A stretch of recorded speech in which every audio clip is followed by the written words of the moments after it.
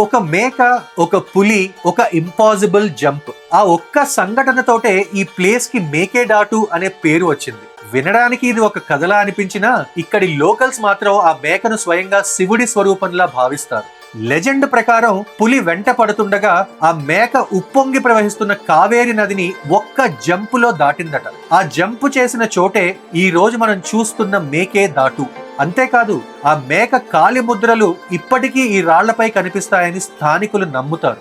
ఇక్కడికి వచ్చాక మొదట మనల్ని ఆశ్చర్యపరిచేది రెండు భారీ రాళ్ల మధ్య నుంచి గర్జిస్తూ ప్రవహిస్తున్న కావేరి నది.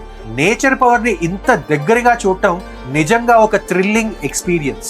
మేకేదాటు చేరుకోవాలంటే ఒక ఎక్సైటింగ్ బస్ జర్నీ చేయాల్సిందే.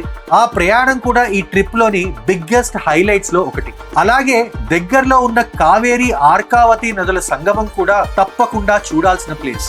ఈ ప్లేస్ కి ఎలా రావాలి, బస్ జర్నీ ఎలా ఉంటుంది, సంగమ, మేకేదాటులో ఏమేమి చూడాలి, ఇంపార్టెంట్ ట్రావెల్ టిప్స్, ఇలా కంప్లీట్ డీటెయిల్స్ అన్ని మా యూట్యూబ్ ఫుల్ వ్లాగ్ లో ఉన్నాయి. ఒకసారి తప్పకుండా చూసేయండి.